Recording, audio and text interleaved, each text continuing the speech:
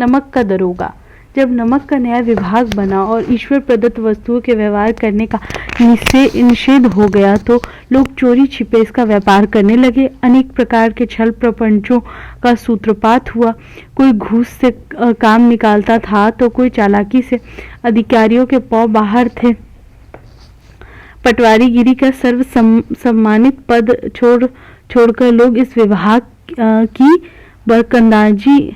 बरकंदाजी करते थे। इसके दरोगा पद के लिए वकीलों की का भी जी ललचाता था। यह वह समय था जब अंग्रेजी शिक्षा और ईसाई मत को लोग एक ही वस्तु समझते थे। फारसी का प्राबल्य था। प्रेम की कथाएं और श्रृंगार रस के काव्य पढ़कर फारसी लोग सर्वोच्च पदों पर नियुक्त हो जाया करते थे। मुंशी बंसीधर भी जुलेखा की विरह कथा समाप्त करके मजनू और फरहाद के प्रेम वृत्तांत को, नल और नील की लड़ाई और अमेरिका के आविष्कार से अधिक महत्व की बातें समझते हुए रोजगार की खोज में निकले। उनके पिता एक अनुभवी पुरुष थे। समझाने लगे, बेटा घर की दुर्दशा देख रहे हो, ऋण के बोझ से दबे हुए हैं। लड़कियां हैं वह घास फूस की तरह बढ़ती चली जाती हैं। मैं कगारे पर का वृक्ष हो रहा हूं, न मालूम कब गिर पड़ूं। अब तुम ही घर के मालिक मुख्तार हो, नौकरी और ओहदे की ओर ध्यान मत देना। यह तो पीर का मजार है, निगाह चढ़ावे और चादर पर रखनी चाहिए। ऐसा काम ढूंढना जहां ऊपरी आय हो। मासिक वेतन तो पूर्णमासी का चांद है जो एक दिन दिखाई देता और घटते घटते लुप्त हो जाता है। ऊपरी आय बहता हुआ स्रोत है जिससे सदैव प्यास बुझती है। वेतन मनुष्य देता है, इसी से उसमें वृद्धि नहीं होती। ऊपरी आमदनी ईश्वर देता है, इसी से उसकी बरकत होती है। तुम स्वयं विद्वान हो, तुम्हें क्या समझाऊं। इस विषय में विवेक की बड़ी आवश्यकता है। मनुष्य को देखो, उसकी आवश्यकता को देखो और अवसर देखो, उसके उपरांत जो उचित समझो करो। गरज वाले आदमी के साथ कठोरता करने में लाभ ही लाभ है, लेकिन बेगरज को दांव पर पाना जरा कठिन है। इन बातों को निगाह में बांध लो, यह मेरी जन्म भर की कमाई है। इस उपदेश के साथ पिताजी ने आशीर्वाद दिया। बंसीधर आज्ञाकारी पुत्र थे। ये बात ध्यान से सुनी तब घर से चल खड़े हुए। इस विस्तृत संसार में उनके लिए धैर्य अपना मित्र, बुद्धि अपनी पथ प्रदर्शक और आत्मावलंबन ही अपना सहायक था। लेकिन अच्छे शकुन से चले थे। जाते ही नवक विभाग के दरोगा पद पर प्रतिष्ठित हो गए। वेतन अच्छा और ऊपरी आय का तो ठिकाना ही न था। वृद्ध मुंशी जी को सुख संवाद मिला तो फूले न समाये। महाजन कुछ नर्म पड़े। कलवार की आशालता लहलहाई। पड़ोसियों के हृदय में शूल उठने लगे। जाड़े के दिन थे और रात का समय। नमक के सिपाही चौकीदार नशे में मस्त थे। मुंशी बंसीधर को यहाँ आए अभी 6 महीनों से अधिक न हुए थे, लेकिन इस थोड़े समय में ही उन्होंने अपनी कार्यकुशलता और उत्तम आचार से अफसरों को मोहित कर लिया था। अफसर लोग उन पर बहुत विश्वास करने लगे। नमक के दफ्तर से 1 मील पूर्व की और जमुना बहती थी। उस पर नावों में एक पुल बना हुआ था। दरोगा जी किवाड़ बंद किए मीठी नींद से सो रहे थे। अचानक आंख खुली तो नदी के प्रवाह की जग, गाड़ियों की गड़गड़ाहट तथा मल्लाहों का कोलाहल सुनाई दिया। उठ बैठे। इतनी रात गए गाड़ियां क्यों नदी के पार जाती हैं? अवश्य कुछ न कुछ गोलमाल है। तर्क ने भ्रम को पुष्ट किया। वर्दी पहनी, तमंचा जेब में रखा और बात में घोड़ा बढ़ाए हुए पुल पर आ पहुंचे। गाड़ियों की एक लंबी कतार पुल के पार जाती देखी। डांट कर पूछा, किसकी गाड़ियां हैं? थोड़ी देर तक सन्नाटा रहा। आदमियों में कुछ कानाफूसी हुई। तब आगे वाले ने कहा, पंडित आलोपी दिन की। कौन पंडित आलोपी दिन? दातागंज के। मुंशी बंसीधर चौके। पंडित आलोपी दिन इस इलाके के सबसे प्रतिष्ठित जमींदार थे। लाखों रुपए का लेन देन करते थे। इधर छोटे से बड़े कौन ऐसे थे जो उनके ऋणी ना हो। व्यापार भी बड़ा लंबा चौड़ा था। बड़े चलते पुर्जे आदमी थे। अंग्रेज अक्सर उनके इलाके में शिकार खेलने आते और उनके मेहमान होते। 12 मास सदाव्रत चलता था। मुंशी जी ने पूछा, गाड़ियां कहाँ जाएंगी? उत्तर मिला, कानपुर। लेकिन इस प्रश्न पर कि इनमें क्या है, सन्नाटा छा गया। दरोगा साहब का संदेह और भी चढ़ा। कुछ देर तक उत्तर की बाट देखकर वह जोर से बोले, क्या गूंगे हो गए हो? हम पूछते हैं कि इनमें क्या लदा है।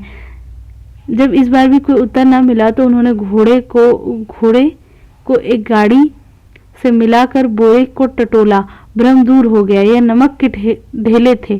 पंडित आलोपी दिन अपने सजीले रथ पर सवार कुछ सोते कुछ जागते चले आते थे। अचानक कई गाड़ी वालों ने घबराए हुए आकर जगाया और बोले, महाराज, दरोगा ने गाड़ियां रोक दी हैं और घाट पर खड़े आपको बुलाते हैं। पंडित आलोपी दिन का लक्ष्मी जी पर अखंड विश्वास था। वह कहा करते थे कि संसार का तो कहना ही क्या, स्वर्ग में भी लक्ष्मी का ही राज्य है। उनका यह कहना यथार्थ ही था। न्याय और नीति सब लक्ष्मी के ही खिलौने हैं। उन्हें वह जैसे चाहती हैं न चाहती हैं। लेटे ही लेटे गर्व से बोले, चलो हम आते हैं। यह कहकर पंडित जी ने बड़ी निश्चिंत से पान के बीड़े लगाकर खाए।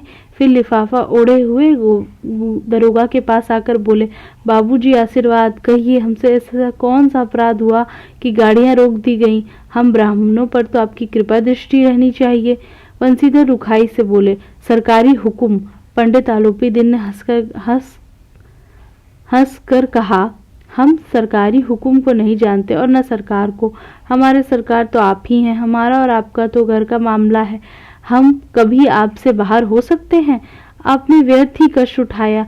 यह हो नहीं सकता कि इधर से जाए और इस बाट के देवता को भेंट न चढ़ावे। मैं तो आपकी सेवा में स्वयं ही आ रहा था। बंसीधर पर ऐश्वर्य की मोहिनी वंशी का कुछ प्रभाव न पड़ा। ईमानदारी की नई उमंग थी। कड़क कर बोले, हम उन नमक हरामों में नहीं हैं जो कौड़ियों पर अपना ईमान बेचते फिरते हैं। आप इस समय हिरासत में हैं। आपका कायदे के अनुसार चालान होगा। बस मुझे अधिक बातों की फुर्सत नहीं। जमादार बदलू सिंह, तुम इन्हें हिरासत में ले चलो, मैं हुक्म देता हूँ। पंडित आलोपी दिन स्तंभित हो गए। गाड़ीवानों में हलचल मच गई। पंडित जी के जीवन में कदाचित यह पहला ही अवसर था कि पंडित को ऐसी कठोर बातें सुननी पड़ी। बदलू सिंह आगे बढ़ा, किंतु रौब के मारे यह साहस न हुआ कि उनका हाथ पकड़ सके। पंडित जी ने धर्म को धन का ऐसा निरादर करते कभी नहीं देखा था। विचार किया कि यह अभी उद्दंड लड़का है, मोह माया के जाल में अभी नहीं पड़ा, अल्हड़ है, झिझकता है। बहुत दीन भाव से बोले, बाबू साहब ऐसा न कीजिए, हम मिट जाएंगे, इज्जत धूल में मिल जाएगी। हमारा अपमान करने से आपके हाथ क्या आएगा? हम किसी तरह आपसे बाहर थोड़े ही हैं। बंसीधर ने कठोर स्वर में कहा, हम ऐसी बातें नहीं सुनना चाहते। आलोपी दिन ने जिस सहारे को चट्टान समझ रखा था वह पैरों के नीचे खिसकता हुआ मालूम हुआ। स्वाभिमान और धन ऐश्वर्य को कड़ी चोट लगी, किंतु अभी तक धन की सांख्यिकी शक्ति का पूरा भरोसा था। अपने मुख्तार से बोले, लाला जी, 1000 के नोट बाबू साहब को भेंट करो। आप इस समय भूखे सिंह हो रहे हैं। बंसीधर ने गर्म होकर कहा, 1000 नहीं, 1,00,000 भी मुझे सच्चे मार्ग से हटा नहीं सकते। धर्म की इस बुद्धिहीन दृढ़ता और देव दुर्लभ त्याग पर मन बहुत झुलझुलाया। अब दोनों शक्तियों में संग्राम होने लगा। धन ने उछल उछल कर आक्रमण करने शुरू किए। 1 से 5, 5 से 10, 10 से 15, 15 से 20,000 तक नौबत पहुंची, किंतु धर्म अलौकिक वीरता के साथ इस बहुसंख्यक की सेना के सम्मुख अकेला पर्वत की भांति अटल अविचलित खड़ा था। आलोपी दिन निराश होकर बोले, अब इससे अधिक मेरा साहस नहीं, आगे आपको अधिकार है। बंसीधर ने अपने जमादार को ललकारा। बदलू सिंह मन में दरोगा जी को गाली देता हुआ पंडित आलोपी दिन की ओर बढ़ा। पंडित जी घबराकर 2-3 कदम पीछे हट गए। अत्यंत दीनता से बोले, बाबू साहब, ईश्वर के लिए मुझ पर दया कीजिए। मैं 25,000 पर निपटारा करने को तैयार हूँ। असंभव बात है 30,000 पर। किस तरह भी संभव नहीं। क्या 40,000 पर भी नहीं, 40,000 नहीं, 40 लाख पर भी असंभव है। बदलू सिंह, इस आदमी को हिरासत में ले लो। अब मैं एक शब्द भी सुनना नहीं चाहता। धर्म ने धन को पैरों तले कुचल डाला। आलोपी दिन ने एक हष्ट पुष्ट मनुष्य को हथकड़ियां लिए हुए अपनी तरफ आते देखा। चारों ओर निराशा और कातर दृष्टि से देखने लगे। इसके बाद मूर्छित होकर गिर पड़े। दुनिया सोती थी पर दुनिया की जीभ जागती थी। सवेरे देखिए तो बालक वृद्ध सबके मुंह से यही बात सुनाई देती थी। जिसे देखिए वही पंडित जी के इस व्यवहार पर टीका टिप्पणी कर रहा था। निंदा की बौछारें हो रही थी। मानो संसार से सब पापी का पाप कट गया। पानी को दूध के नाम से बेचने वाला ग्वाला, कल्पित रोजाना मचे भरने वाले अधिकारी वर्ग, रेल में बिना टिकट सफर करने वाले बाबू लोग, जाली दस्तावेज बनाने वाले सेठ साहूकार, सब के सब देवताओं की भांति गर्दन चला रहे थे। जब दूसरे दिन पंडित आलोपी दिन अभियुक्त होकर कांस्टेबलों के साथ हाथों में हथकड़ियां, हृदय में ग्लानि और क्षोभ भरे लज्जा से गर्दन झुकाए अदालत की तरफ चले तो सारे शहर में हलचल मच गई। मेलों में कदाचित आंखें इतनी व्यग्र न होती होंगी। भीड़ के मारे छत और दीवार में कोई भेद न रहा। किंतु अदालत में पहुंचने की देर थी। पंडित आलोपी दिन इस अगाध वन के सिंह थे।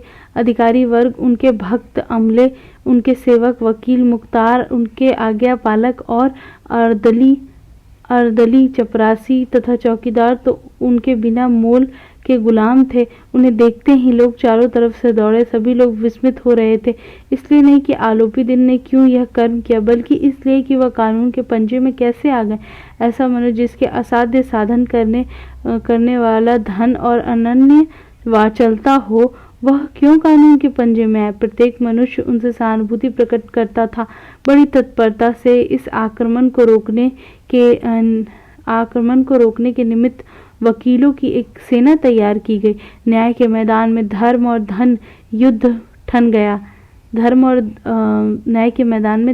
धन के बीच युद्ध ठन गया।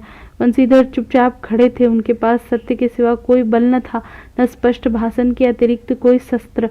गवाह थे किंतु लोभ से डांवाडोल। यहाँ तक कि मुंशी जी को न्याय भी अपनी ओर से कुछ खिंचा हुआ दिख पड़ता था। वह न्याय का दरबार था, परंतु उसके कर्मचारियों पर पक्षपात का नशा छाया हुआ था। किंतु पक्षपात और न्याय का क्या मेल। जहाँ पक्षपात हो वहाँ न्याय की कल्पना भी नहीं की जा सकती। मुकदमा शीघ्र समाप्त हो गया। डिप्टी मजिस्ट्रेट ने अपनी तजवीज में लिखा, पंडित आलोपी दिन के विरुद्ध दिए गए प्रमाण निर्मूल और भ्रमात्मक हैं। वह एक बड़े भारी आदमी हैं। वह यह बात कल्पना के बाहर है कि उन्होंने थोड़े लोभ के लिए ऐसा दुस्साहस किया हो। यद्यपि नमक के दरोगा मुंशी बंसीधर का अधिक दोष नहीं है, लेकिन यह बड़े खेद की बात है कि उनकी उद्दंडता और विचारहीनता के कारण एक भले मानुष को कष्ट झेलना पड़ा। हम प्रसन्न हैं कि वह अपने काम में सजग और सचेत रहता है, किंतु नमक के मुहकमे को बड़ी हुई नमक हलाली ने उसके विवेक और बुद्धि को भ्रष्ट कर दिया। भविष्य में उसे होशियार रहना चाहिए। वकीलों ने यह फैसला सुना और उछल पड़े। पंडित आलोपी दिन मुस्कुराते हुए बाहर निकले। स्वजन बांधवों ने रुपयों की लूट की। उदारता का सागर उमड़ पड़ा। उसकी लहरों ने अदालत की नींव तक हिला दी।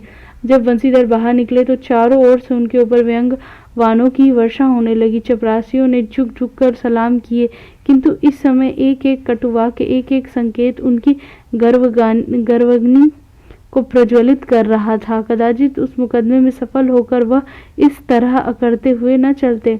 आज उन्हें संसार का एक खेदजनक विचित्र अनुभव हुआ। न्याय और विद्वता, लंबी चौड़ी उपाधियां, बड़ी बड़ी दाढ़ियां और ढीले चोंगे एक भी सच्चे आदर के पात्र नहीं। बंसीधर ने धन से बैर मोल लिया था। उसका मूल्य चुकाना अनिवार्य था। कठिनता से एक सप्ताह बीता हुआ कि मुअत्तली का परवाना आ पहुंचा। कार्य परियनता का दंड मिला। बेचारे भग्न हृदय, शोक और खेद से व्यतीत घर को चले। बूढ़े मुंशी जी तो पहले से ही कुड़बुड़ा रहे थे कि चलते चलते इस लड़के को समझाया था, लेकिन इसने एक न सुनी। सब मनमानी करता है। हम तो कलवार और कसाई के तगादे सहे बुढ़ापे में भगत बन कर बैठे और वहाँ बस वही सूखी तनख्वाह। हमने भी तो नौकरी की है और कोई ओहदेदार नहीं थे, लेकिन काम किया, दिल खोल कर काम किया और आप ईमानदार बनने चले हैं घर में चाहे अंधेरा हो, मस्जिद में अवश्य दिया जलाएंगे। खेद ऐसी समझ पर पढ़ना लिखना सब अकारथ गया। इसके थोड़े ही दिनों बाद मुंशी बंसीधर इस दुर्व्यवस्था में घर पहुंचे और बूढ़े पिताजी ने समाचार सुना तो सिर पीट लिया। बोले, जी चाहता है कि तुम्हारा और अपना सिर फोड़ लूं। बहुत देर तक पछता कर हाथ मलते रहे। क्रोध में कुछ कठोर बातें भी कहीं और यदि बंसीधर वहां से टल न जाते तो अवश्य ही यह क्रोध विकट रूप धारण करता। वृद्धा माता को भी दुख हुआ। जगन्नाथ और रामेश्वर की यात्रा की कामना मिट्टी में मिल गई। पत्नी ने तो कई दिनों तक सीधे मुंह से बात भी न की। इस प्रकार एक सप्ताह बीत गया। संध्या का समय था। बूढ़े मुंशी जी बैठे राम नाम की माला जप रहे थे। इस समय उनके द्वार पर सजा हुआ रथ आकर रुका।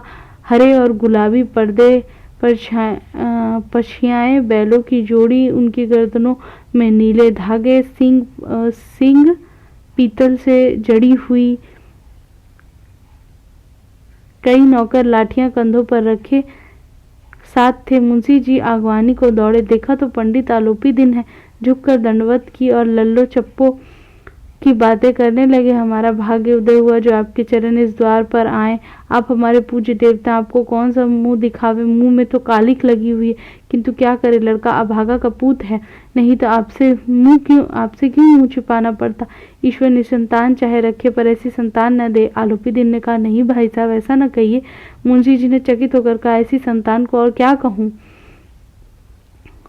आलोपी दिन से वात्सल्यपूर्ण स्वर में कहा, कुल तिलक और पुरुषों की कीर्ति उज्जवल करने वाले संसार में ऐसे कितने धर्मपरायण मनुष्य हैं जो धर्म पर अपना सब कुछ अर्पण कर सके। पंडित आलोपी ने बंसीधर से कहा, दरोगा जी, इसे खुशामद न समझिए। खुशामद करने के लिए मुझे इतने कष्ट उठाने की जरूरत न थी। उस रात को आपने अपने अधिकार बल से मुझे अपनी हिरासत में ले लिया, किंतु आज मैं स्वेच्छा से आपकी हिरासत में आया हूँ। मैंने हजारों रईस और अमीर देखे, हजारों उच्च पदाधिकारियों से काम पड़ा, किंतु मुझे परास्त किया तो आपने। मैंने सबको अपनी और अपने धन का गुलाम बनाकर छोड़ दिया। मुझे आज्ञा दीजिए कि आपसे कुछ विनय करूं। बंसीधर ने आलोपी दिन को आते देखा तो उठकर सत्कार किया, किंतु स्वाभिमान सहित। समझ गए कि यह महाशय मुझे लज्जित करने और जलाने आए। क्षमा प्रार्थना की चेष्टा नहीं की, वरन उन्हें अपने पिता की यह ठकुर सुहाती की बात असह्य सी प्रतीत हुई। पर पंडित जी की बातें सुनी तो मन की मैल मिट गई। पंडित जी की ओर उड़ती हुई दृष्टि से देखा, सद्भाव झलक रहा था। गर्व ने लज्जा के सामने सिर झुका दिया। शर्माते हुए बोले, यह आपकी उदारता है जो ऐसा कहते हैं। मुझसे जो कुछ अविनय हुई है उसे क्षमा कीजिए। मैं धर्म की बेड़ी में जकड़ा हुआ था, नहीं तो वैसे मैं आपका दास हूँ। जो आज्ञा होगी वह मेरे सिर माथे पर। आलोपी दिन ने विनती भाव से कहा, नदी तट पर आपने मेरी प्रार्थना नहीं स्वीकार की थी, किंतु आज स्वीकार करनी पड़ेगी। बंसीधर बोले, मैं किस योग्य हूँ, किंतु जो कुछ सेवा मुझसे हो सकती है उसमें त्रुटि न होगी। आलोपी दिन ने एक स्टाम्प लगा हुआ पत्र निकाला और उसे बंसीधर के सामने रख दिया। बोले, इस पद को स्वीकार कीजिए और अपने हस्ताक्षर कर दीजिए। मैं ब्राह्मण हूँ, जब तक यह सवाल पूरा न कीजिएगा द्वार से न हटूंगा। मुंशी बंसीधर ने उस कागज को पढ़ा तो कृतज्ञता से आंखों में आंसू भर आए। पंडित आलोपी दिन ने उनको अपनी सारी जायदाद का स्थायी मैनेजर नियुक्त किया था। 6000 वार्षिक वेतन के अतिरिक्त रोजाना खर्च अलग, सवारी के लिए घोड़ा, रहने को बंगला, नौकर चाकर मुफ्त। कंपित स्वर में बोले, पंडित जी, मुझ में इतना सामर्थ्य नहीं है कि आपकी उदारता की प्रशंसा कर सकूं, किंतु ऐसे उच्च पद के योग्य नहीं हूँ। आलोपी दिन हंसकर बोले, मुझे इस समय एक अयोग्य मनुष्य की ही जरूरत है। बंसीधर ने गंभीर भाव से कहा, यो मैं आपका दास हूँ। आप जैसे कीर्तिवान सज्जन पुरुष की सेवा करना मेरे लिए सौभाग्य की बात है, किंतु मुझ में न विधा है, न बुद्धि, और न वह स्वभाव जो इन त्रुटियों की पूर्ति कर देता है। ऐसे महान कार्य के लिए एक बड़े मर्मज्ञ अनुभवी मनुष्य की जरूरत है। आलोपी दिन ने कलमदान से कलम निकाली और उसे बंसीधर के हाथ में देकर बोले, न मुझे विद्वता की चाह है, न अनुभव की, न मर्मज्ञता की, न कार्य कुशलता की। इन गुणों के महत्व का परिचय खूब पा चुका हूँ। अब सौभाग्य और सुअवसर ने मुझे वह मोती दे दिया जिसके सामने योग्यता और विद्वता की चमक फीकी पड़ जाती है। यह कलम लीजिए। आप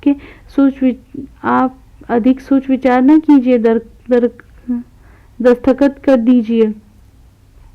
परमात्मा से यही प्रार्थना है कि वह आपको सदैव वही नदी के किनारे वाला बेमुरव्वत, उद्दंड, कठोर परंतु धर्मनिष्ठ दरोगा बनाए रखे। बंसीधर की आंखें डबडबा गई। हृदय के संकुचित पात्र में इतना एहसास न समा सका। एक बार फिर पंडित जी की ओर भक्ति और श्रद्धा भाव की दृष्टि से देखा और कांपते हुए हाथ से मैनेजरी पर हस्ताक्षर किए। आलोपी दिन ने प्रफुल्लित होकर उन्हें गले लगा लिया। आलोपी दिन से वात्सल्य पूर्ण स्वर में कहा,